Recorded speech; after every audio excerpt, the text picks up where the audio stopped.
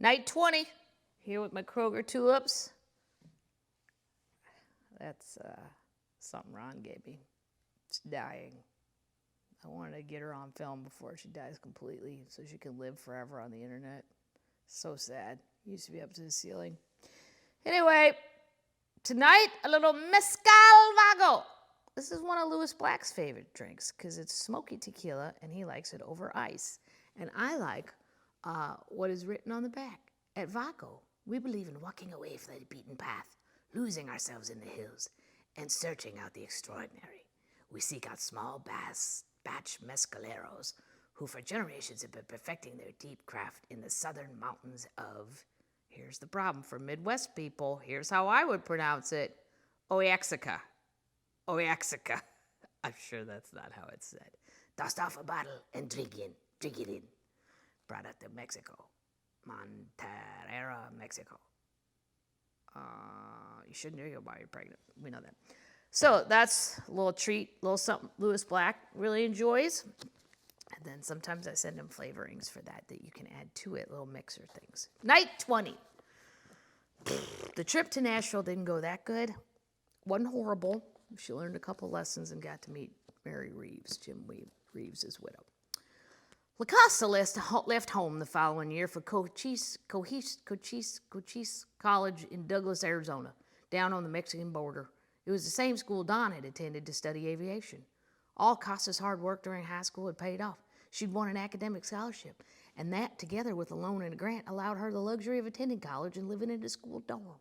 She packed up her clothes, record player, and records, plus an ironing board that stuck out of the back window of her old Metropolitan. I didn't realize I would miss her as much as I did as I watched her pull the car out of the drive. Dad tried to make sure he kept that Metropolitan running. He used to send Costa letters with detailed drawings of how to make any repairs that the car might need. If my father sent me a drawing of how to fix my car, I don't think I could carry that out. I can't even follow a YouTube video of how to jump a car correctly. I'm always afraid I'm going to blow up. 11 years later, I can picture him doing that late at night, sitting by the kitchen table.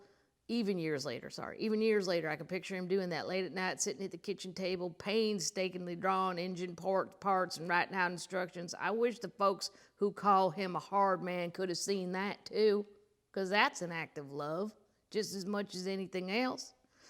I went off to sixth grade and about halfway, I made that last part up, by the way.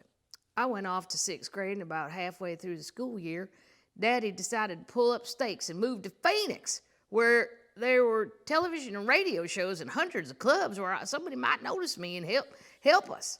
I miss my friends like Cindy Morris Wilcox.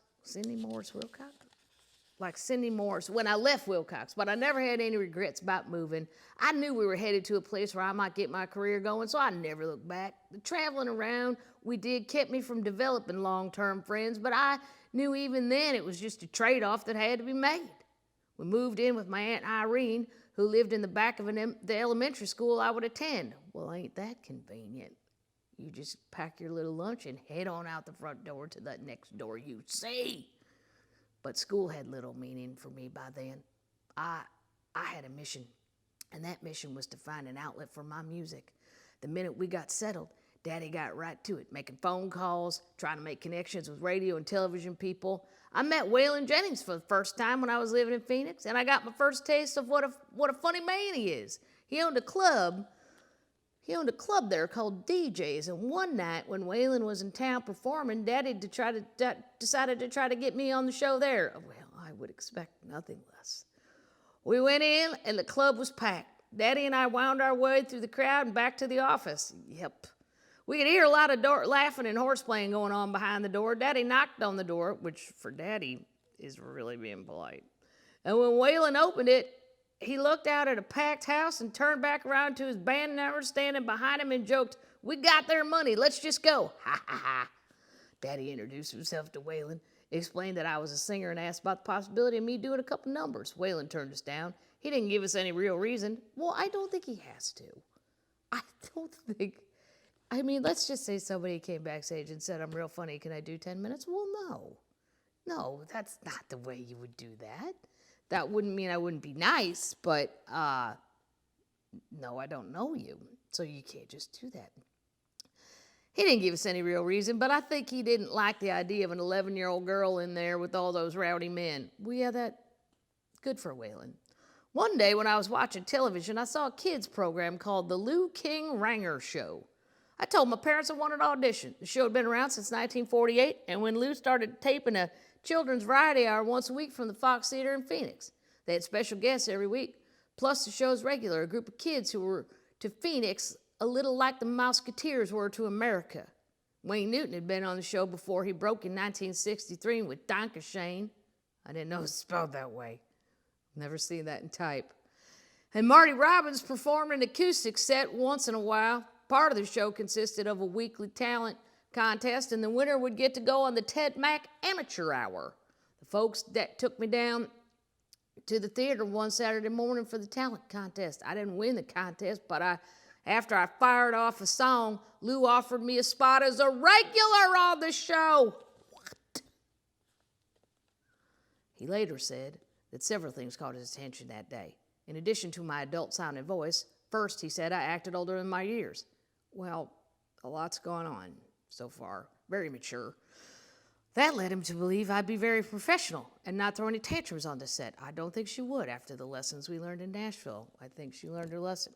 He was right about that. I wouldn't have acted any other way but grateful because he was giving me a shot. Another thing he mentioned was that he thought I was a very pretty young lady. That still stuns me. Well, now why, Tanya? You're a nice-looking person. Where's the picture? You're a very nice-looking person.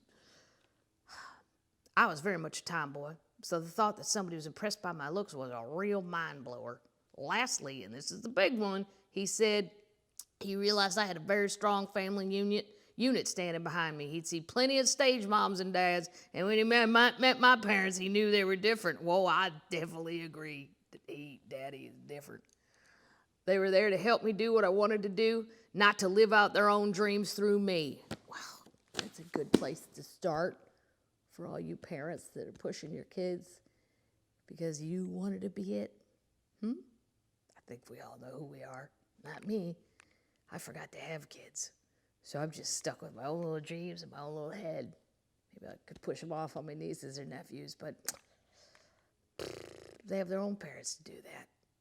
So, with a little Mezcal from Oaxaca, said in a very Midwest, hard A. That's it. See you tomorrow night. Same tulips, same mylar balloon, dying a death. Can all watch it die. A little sad, but I don't need more sadness in quarantine. But lots of truth.